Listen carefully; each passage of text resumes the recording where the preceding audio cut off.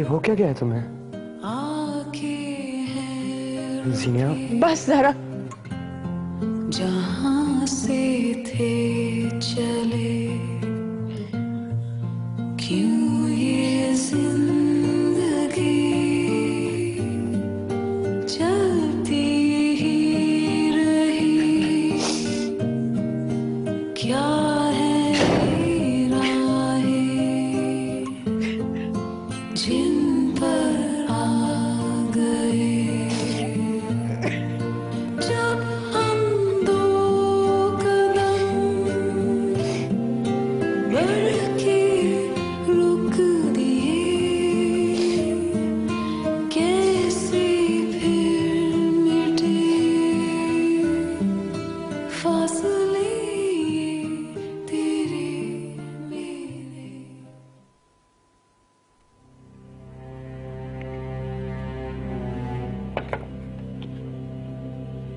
एक मिनट जीनिया।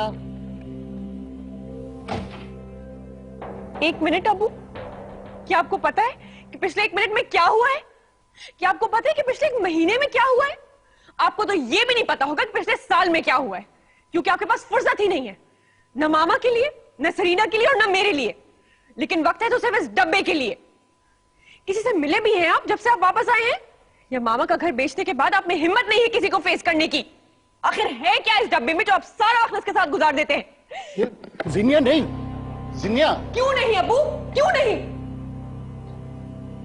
मैंने कहा था ना कि मैं सबको बता दूंगी कि आपने क्या किया था मामा के साथ और हमारे साथ। जीनत, तुम क्या कर रही हो? सुनिए सनिया खाला, इनके पास इसलिए फुर्सत नहीं है क्योंकि जिस तरह वहां पे नताशा थी उसी तरह यहां पर सोफिया है। बस करो जीनिया, हद होती है बदतमीजी की। कैसी हद अब्बू? अम्मी सारी हदें तोड़कर दुनिया छोड़कर चली गई, आप सारी हदें तोड़कर हमें भूल गए। सारी हदें हमारे लिए क्यों हैं? आप मामा का घर बेचा है और हम कुछ ना कहें, मामा मर गई और हम कुछ ना कहें, आप सारा वक्त इस डब्बे में मुंह छुपाए बैठे रहे और हम कुछ ना कहें। क्यों?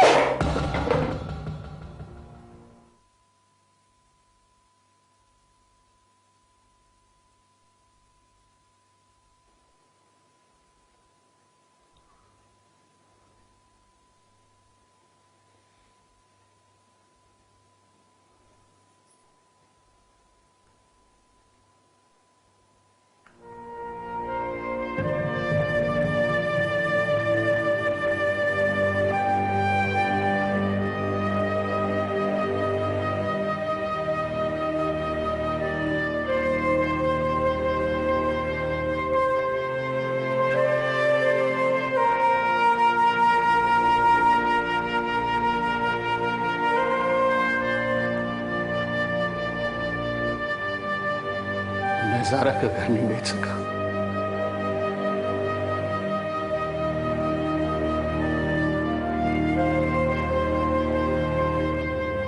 उस घर में, इस डब्बे में कोई फर्क नहीं।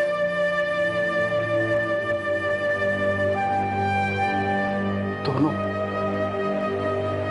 ज़ारा की यादों से भरे हुए हैं।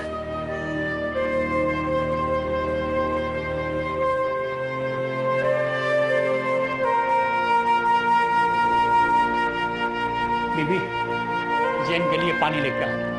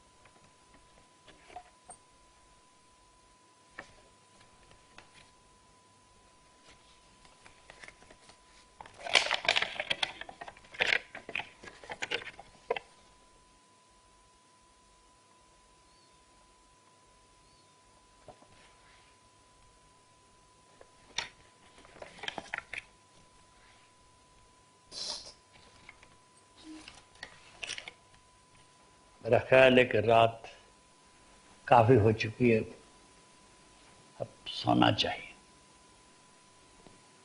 नहीं फरहान अंकल, आप लोगों के सवालों का जवाब देने के लिए इससे बेहतर रात नहीं हो सकती। जीनिया ठीक कहती है, मेरे पास वाकई वक्त नहीं था, या शायद वहां जाकर सब मशीन बन जाते हैं। मैं भी बन गया था। ना दिन में आराम, ना रात को चैन की नींद। बिजनेस किया, सेटल किया, और जब प्रोग्रेस किया तो 3 साल गुजर चुके थे। इन 3 सालों में ज़ारा ने बड़ी हिम्मत से घर भी संभाला और बच्चों को भी। मैं तो ना घर पे होता था ना शहर में। मगर ज़ारा तो बहुत डरपोक थी, अकेले कैसे रही? मुझे उस वक्त पता नहीं चला कि उसे डरावने ख्वाब फिर से आने शुरू हो गए थे। अगर वो मुझसे कुछ कहती भी थी तो मुझे उसकी आवाज नहीं सुनाई देती थी। जब पहली दफा मैंने उसकी आवाज सुनी तो वो मुझसे नताशा का पूछ रही थी। मुझे याद है, मामा रो रही थी, आप चुप खड़े थे और फिर उन्होंने चीख कर आपसे पूछा था कि नताशा कौन है। नताशा मेरे डॉक्यूमेंट्स देखती है, मेरी कॉरेस्पॉन्डेंस और कॉन्ट्रैक्ट्स करती है। मगर वो हर वक्त आपके साथ होती थी अब्बू। हाँ, मेरे लिए अमेरिका नया था। वो वहां पैदा हुई थी, बिजनेस पढ़ा हुआ था उसने, और अपने बाप के साथ उसने काम किया हुआ था। तो ये सारी बातें आपने अम्मी को क्यों नहीं बताई? मुझे यकीन नहीं था कि उसे मुझ पर शक हो सकता है, या शायद उसने कभी मुझसे पूछा ही नहीं था। पूछा तो था अब्बू। 3 साल बाद, उस वक्त जब उससे अपना दुख बर्दाश्त नहीं हुआ, मुझे बहुत हैरानगी हुई और गुस्सा भी बहुत आया मुझे। फिर मैंने उसकी हालत देखी तो मुझे अपने आप से नफरत होनी शुरू हो गई। उसके छोटे छोटे सवाल जो 3 सालों से वो मुझसे पूछ रही थी, मेरे दिमाग में सुइयों की तरह चुभने लग गए। उसके हर सवाल का मेरे पास सिर्फ एक जवाब होता था, अभी नहीं सारा, मैं बहुत थका हुआ हूं, मेरे पास टाइम नहीं है, प्लीज फिर कभी बात करेंगे। ये सब कुछ आप उन्हें इतने आराम से तो नहीं कहते थे अब्बू। आप उन्हें डांटा करते थे, बल्कि चीखा करता था। मैंने तो जब भी देखा है सुना, आपको ही चीखते हुए सुना। इसीलिए उस जमाने में ज़ारा ने वो गलती कर दी जो कभी ठीक नहीं हुई, बल्कि बिगड़ती चली गई। उसने बगैर डॉक्टर को बताए ट्रैंकुलाइजर्स लेनी शुरू कर दी।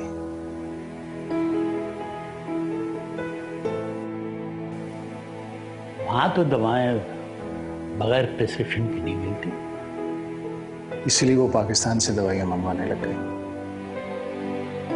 ताकि उसकी मेडिकल हिस्ट्री में ना आए।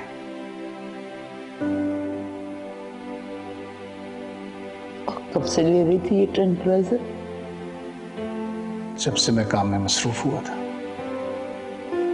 अब तक ले रही थी?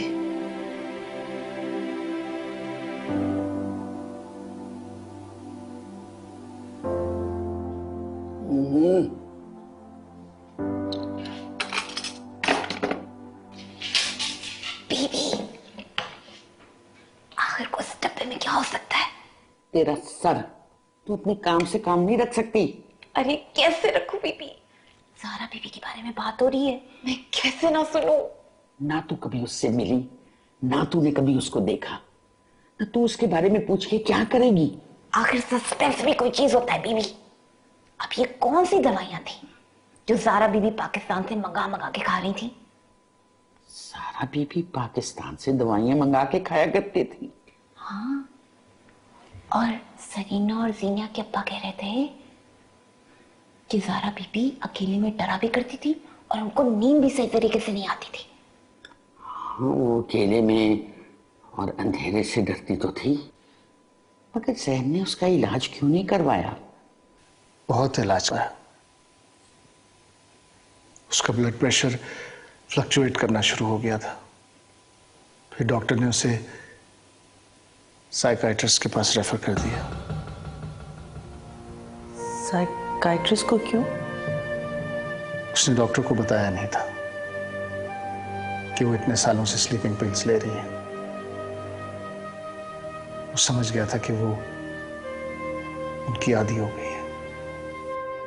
मम्मा के हाथ इसलिए कांपने लगे थे। इस बात का तो मुझे ख्याल ही नहीं आया। हालांकि चंद दफा मैंने उनके ड्रॉर में एंटी डिप्रेसेंट्स देखे थे। वो बहुत कमजोर हो गई थी और उनसे बोला भी नहीं जाता था, तो मुझे लगा कि उसी वजह से है। तुमने ये सब मुझे क्यों नहीं बताया? क्योंकि तुम जब भी छुट्टियों में वापस आती थी, घर का माहौल बहुत बेहतर हो जाता था। माँ बहुत खुश रहने लगती थी। अबू भी तुम्हारे साथ बातें करते करते हंसने लगते थे। उनकी लड़ाइयाँ खत्म हो जाती थी और मैं भी तुम्हें परेशान नहीं करना चाहती थी।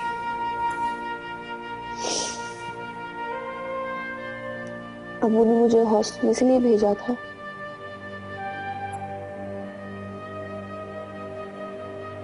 हाँ,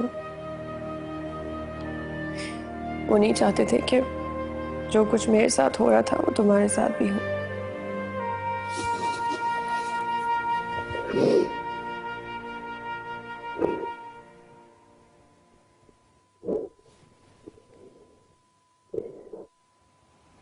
ज़ारा के साथ साथ जीनिया भी मुझ पर शक करने लग गई। उसने कभी डायरेक्टली मुझसे कोई सवाल नहीं किया, लेकिन उसकी नजरें हर वक्त मुझसे सवाल करने लग गई। तो जैन, तुमने उसे बताया क्यों नहीं? ज़ारा ने मना किया था। उसने तो अपने डॉक्टर तक को सही बात नहीं बताई। तो क्या आपने डॉक्टर्स को ये नहीं बताया कि वो एंटी डिप्रेसेंट्स ले रही थी? नहीं बताया, लेकिन असल वजह नहीं बताई। बल्कि ये बताया कि वो एंटी डिप्रेसेंट्स पाकिस्तान के हालात और माहौल की वजह से ले रही है। और यही बातें उसने जीनिया के सामने भी करनी शुरू कर दी। मैंने बहुत मना किया। तुम देखो कि इसी वजह से जीनिया पाकिस्तान के बारे में कितनी नेगेटिव है। तो साइकाइट्रिस्ट को ये नहीं बताया कि बचपन में अम्मी अबू उसको अकेला छोड़ जाते थे? नहीं। और ये भी नहीं बताया कि वो अकेलेपन और अंधेरे से डरती थी? कुछ नहीं। नताशा का क्या हुआ? जब मुझे ये पता चला कि ज़ारा मुझ पे शक करने लग गई है, तो मैंने नताशा को समझाया और उससे माजरत कर ली। और फिर सारी तवज्जो ज़ारा के इलाज पे दे दी। उन्हीं दिनों उसने मुझसे वादा लिया कि किसी को उसकी बीमारी के बारे में मत बताऊं, मुझे भी नहीं। खास तौर पे तुम्हें, क्योंकि वो चाहती थी कि तुम्हें सिर्फ हंसती हुई ज़ारा याद रहे। तुमने कितना मुश्किल वक्त गुजारा होगा जैन। वक्त गुजारा ही का है। अभी तक तकलीफ के उसी मोड़ पर खड़ा हूं जहां ज़ारा मुझे छोड़कर गई थी। लेकिन आने से पहले मम्मा बिल्कुल ठीक थी। उन्होंने खुद बुकिंग कराई थी, भाग भाग के शॉपिंग भी की थी। ना थकन, ना बीमारी, ना मूड ऑफ। यही सोच सोच कर मुझे हैरत हो रही है। ऐसा लगता है कि उन्होंने कभी मुझे पता लगने ही नहीं दिया कि वो ठीक नहीं थी। वो ठीक नहीं हुई थी। डॉक्टर्स ने कहा था कि एंटी डिप्रेसेंट्स को टेपर करना होगा, लेकिन फिर उसने वही किया जो उसका दिल चाहा। उसने एकदम सारी दवाएं बंद कर दी। इससे उसका नर्वस सिस्टम डैमेज हुआ और ब्लड प्रेशर फ्लक्चुएट करने लग गया। मैं जबरदस्ती इलाज के लिए लेकर गया, चेकअप करवाया तो पता चला कि कार्डियक इश्यूज हो गए हैं। इसी दौरान उसने यहां के लिए बुकिंग कर ली। शायद उसे पता चल गया था कि उसके पास बहुत कम दिन बचे हैं और वो ये दिन यहां गुजारना चाहती थी। इस दौरान उसका सारा ध्यान, सारी तवज्जो यहां थी, तुम्हारे पास, आनी के पास।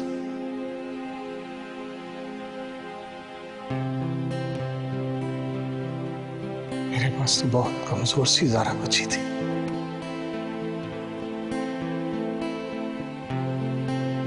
और बस। कि अब्बू खुद को कितना अकेला महसूस करते होंगे उन दिनों। मैं क्या करूं सरीना, मुझे बहुत गिल्ट महसूस हो रहा है। इतना कोई खास काम करने की जरूरत नहीं है। बस उनके कमरे में जाओ, उनको हग करो, उनसे सॉरी कह दो।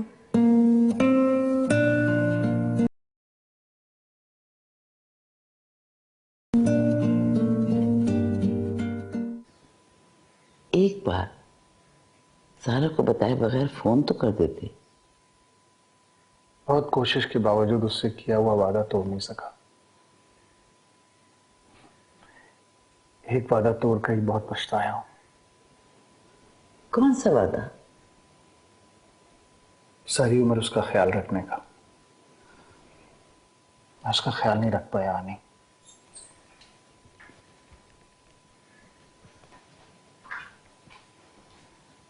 बोलो। बदतमीजी अब तो सबके सामने की थी ना। Excuse me.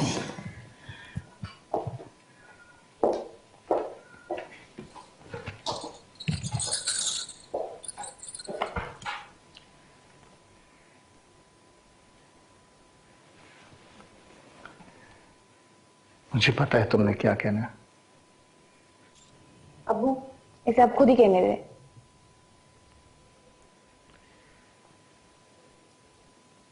I am sorry अब्बू, मैंने आपको बहुत गलत समझा। आपको कभी समझने की कोशिश ही नहीं की, कभी पूछा तक नहीं। नहीं सिनिया, अगर तुम मुझसे पूछती भी तो मैं तुम्हें बता नहीं सकता था। चलो अब शराफत से वो रोज भी वापस कर दो। आपका रोज मैं गलती से ले गई थी।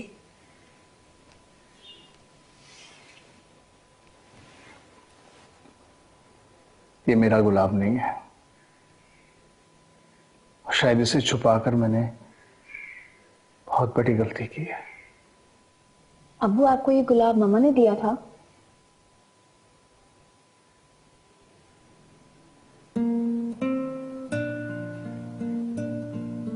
उस दिन ज़ारा के घर पे पार्टी चल रही थी और मुझे आने में देर हो गई थी। खामोशी की इस जबान में बातें करते करते हम लॉन में चले आए। वहां ज़ारा की नजर इस गुलाब पर पड़ी जो कहीं पत्तों के दरमियान छुपा बैठा था। उसने इसे तोड़ा और मुझे दिया। मैंने उससे कहा कि ये गुलाब का फूल तो मुझे तुम्हें देना चाहिए था। उसने कहा कि खूबसूरती को छुपा हुआ नहीं रहना चाहिए, क्योंकि इससे वाबस्ता यादें हमेशा ताजा रहती हैं। यादें ताजा रहें तो रिश्ते जुड़े रहते हैं। इस डर से कि मैं इसे कहीं खो ना दूं, मैंने इसे सबसे छुपा के रख दिया। और ये भूल ही गया कि ज़ारा ने क्या कहा था कि यादें ताजा रहें तो रिश्ते बंधे रहते हैं। इसे छुपाते छुपाते अपनों से रिश्ते तोड़ बैठा। तो लोगों से दूर हो गया। अनाएं, असूल और वादे बीच में आते चले गए। खामोशियां और तन्हाइयां बढ़ती चली गई।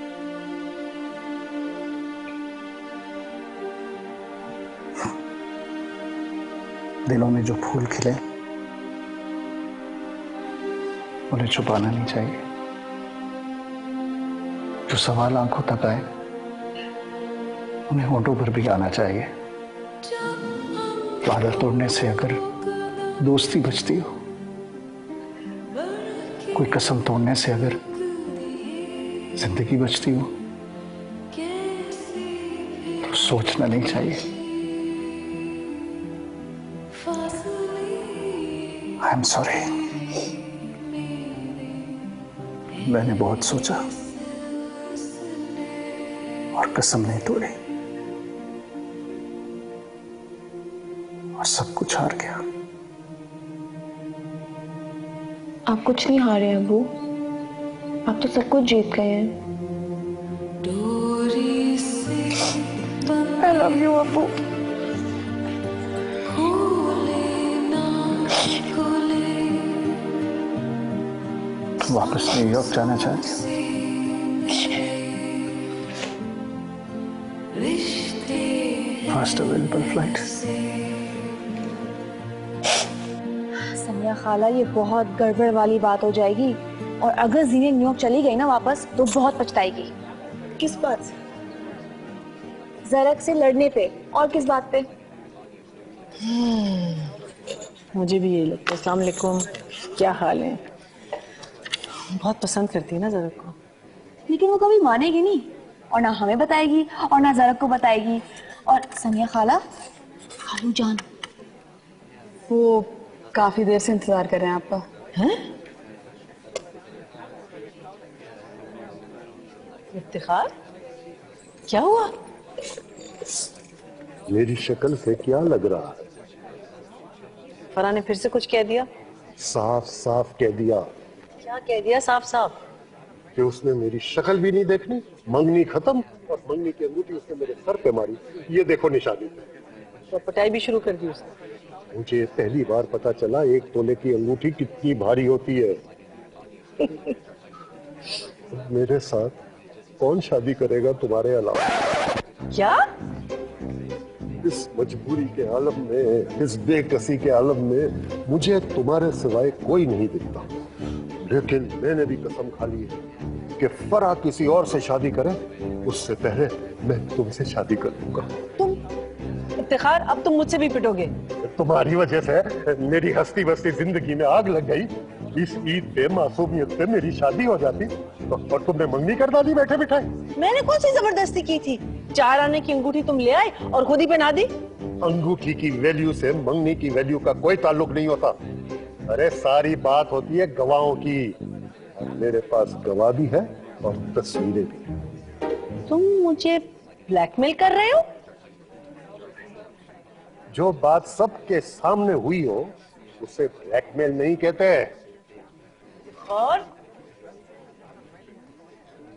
आप लोग तमाम घर वालों से कह दीजिएगा कि इफ्तिखार अंकल तमाम अपने घर वालों के साथ शादी की तारीख लेने आ रहे हैं। खुदा हाफिज मंगेतर। क्या हुआ सनिया खाला? मैं भी तुम लोगों के साथ न्यूयॉर्क चलूंगी। वैसे अगर आपके मंगेतर थोड़े से दुबले हो जाएं और थोड़े से छोटे भी हो जाएं तो बिल्कुल ठीक हो जाएंगे। मोनो, ऐसन कहाँ जा रहे हो? दिखाओ क्या लिखा है। नहीं, मैं ले लेती हूँ, मैं देख लूँ। चलो लाइब्रेरी चलो।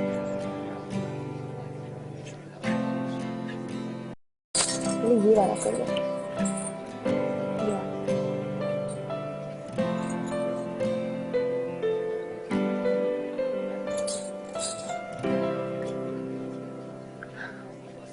क्या सोच रही हो? कोई काम क्यों नहीं करी?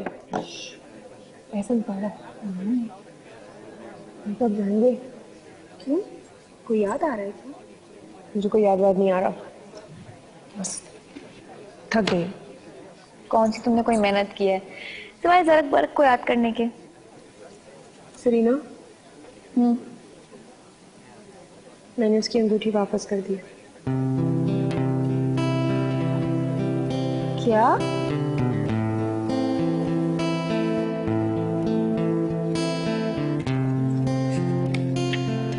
मैं अगर दुबई चला जाऊं तो? मेरा कौन सा भला हो जाएगा? मेरा तो होगा।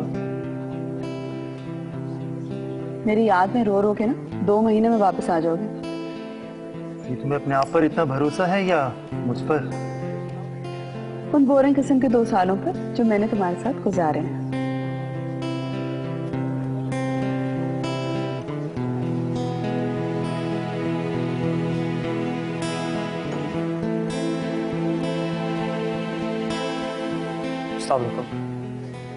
आरिफ, आपके ताया का सुना बहुत अफसोस हुआ।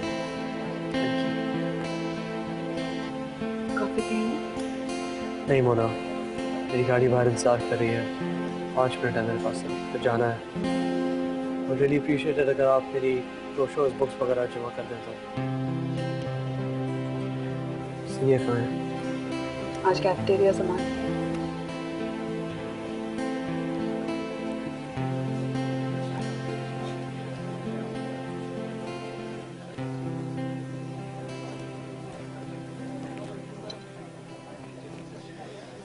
हे, मैं जा रहा हूँ। ये बात तुम पहले ही बता चुके हो जरा। हाँ, ये जो बात नहीं बताई है वो बताने आया हूँ। मैं तुझसे मोहब्बत करता हूँ, कितनी मोहब्बत कि शायद मैं खुद भी नहीं जानता। तुम्हारे बगैर खुश नहीं रह सकता। खुश रहना तो दूर की बात है, तुम्हारे बगैर सांस भी नहीं ले सकता।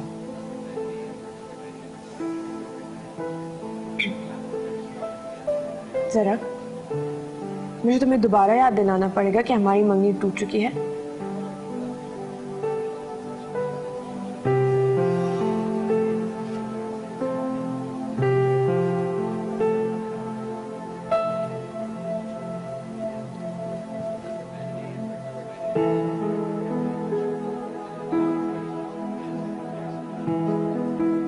जब ऐसा हो तो क्या करते हैं पारानाकुर?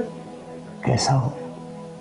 जब कुछ समझ ना आए, जब एक रास्ता घर को जाता हो और दूसरा अजनबी रास्ता कहीं दूर ले जाता हो। बेटा बात यह है कि हम सबको अजनबी रास्तों पर सफर करना होता है।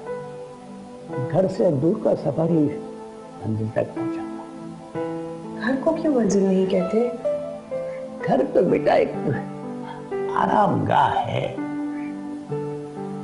दिल ना माने तो? दिल को बेटा बेलगाम ना छोड़ो, दिमाग से काम लो। बहुत मुश्किल है। इसका मतलब है कि मंजिल खूबसूरत है। जरक भाई, मैं सरीना बात कर रही हूँ। हाँ सरीना, कहो। आप लोगों की फिर कोई लड़ाई वड़ाई हुई है क्या? हाँ। उसने आपकी अंगूठी वापस कर दी? सरीना, मैं अब इस बारे में बात करने की पोजीशन में नहीं हूँ। क्या मतलब? मेरे सामने शादी से ज्यादा अहम काम कुछ और है जो कि मुझे पूरा करना है। यानी सीनिया अगर अंगूठी वापस नहीं करती तो मैं अपना काम पूरा करके वापस आ जाता। और अब? अब यहाँ वापस आने की कोई वजह नहीं रही। जरक भाई, आप मुझे एक बात ऑनेस्टली बता सकते हैं? पूछो। Do you still love her?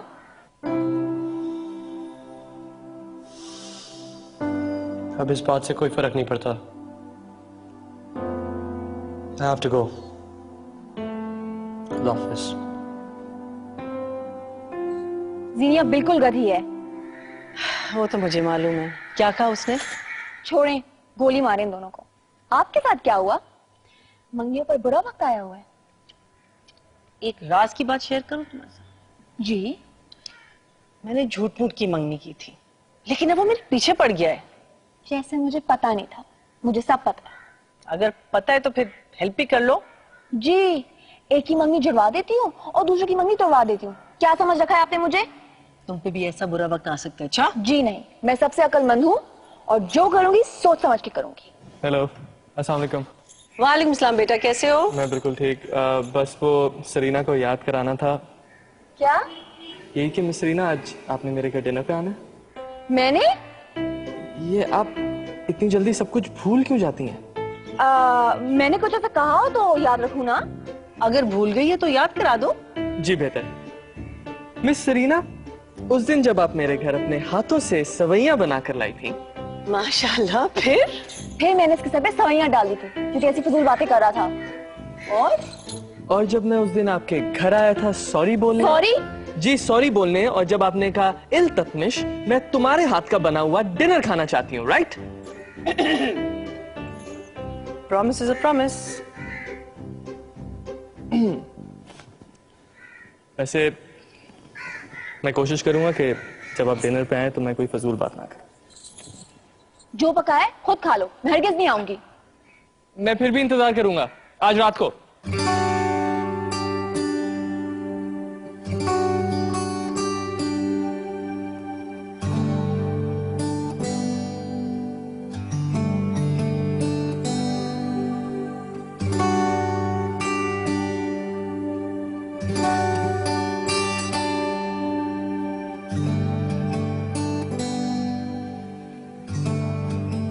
किशमिश, तुम कहाँ हो?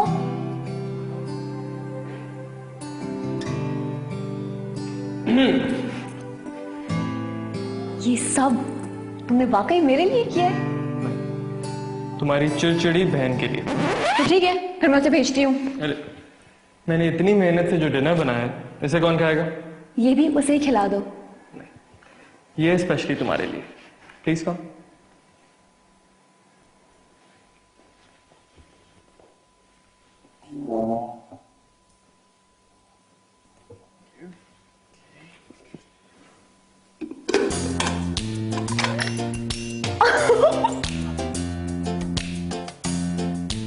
सरीना, तुम हंसते हुए कितनी अच्छी लगती है, ये तो मैंने आज गौर किया। तुम अंडा इतना अच्छा उबाल लेते हो, ये मैंने आज गौर किया है। चलो फिर जिंदगी भर के लिए एक डील कर लो। कैसी डील? मैं जिंदगी भर इसी तरह अंडे बॉईल करता रहूंगा और तुम यूं ही हंसती रहना। ये तुम्हें अचानक क्या हो गया है? अचानक तुम अच्छे लगने लगी, मगर फिर भी बोंगी हो। क्यों? डरपोक। डरपोक? नहीं मानोगे क्या? कि तुम्हारी पसंद या नापसंद नहीं मैटर करती। मतलब ये कि तुम वहीं शादी करोगी जहां जीनिया कहेगी। तुम पागल हो? चलो वहां शादी करोगी जहां सनिया खाला कहेंगी। बिल्कुल नहीं, मैं अपनी मर्जी से शादी करूंगी। और तुम्हारी डैड की पसंद? अब्बू की और मेरी पसंद एक जैसी है। यही तो मसला है, तुम्हारे अब्बू को मैं पसंद नहीं आऊंगा ना।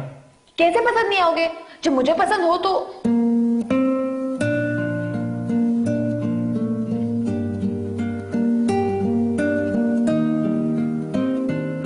बस यही सुनना।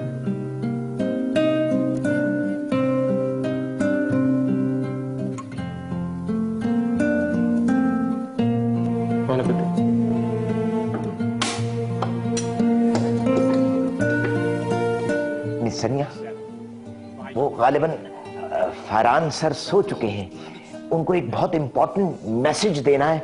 अगर आपको नागवार खातिर ना हो तो मैं बड़ा मशकूर और ममनून होऊंगा आपका।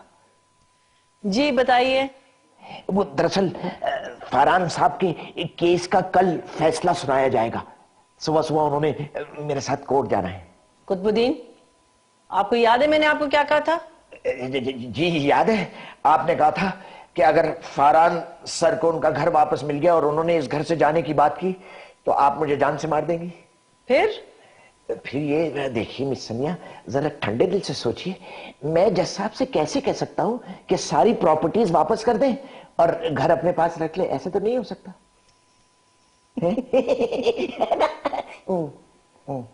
बैठे। ये मैं बैठे? लेकिन मैं बैठे। कुतुबुद्दीन, आपकी बेगम कहाँ होती है?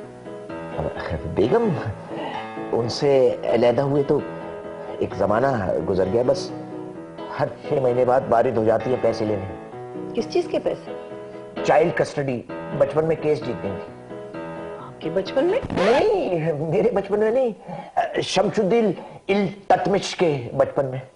अगर बचपन में वो मुझसे शमशुद्दीन इल्ततमिश को ले लेती तो मैं अब तक जिंदा कैसे रहता? यानी ये कि केस में ये डिसाइड किया गया कि वो मुझसे सारी जिंदगी शमशुद्दीन इल्ततमिश के एवज पैसे लेती रहेंगी। खैर छोड़िए, आप ये बताइए कि इफ्तिखार साहब का क्या हाल है?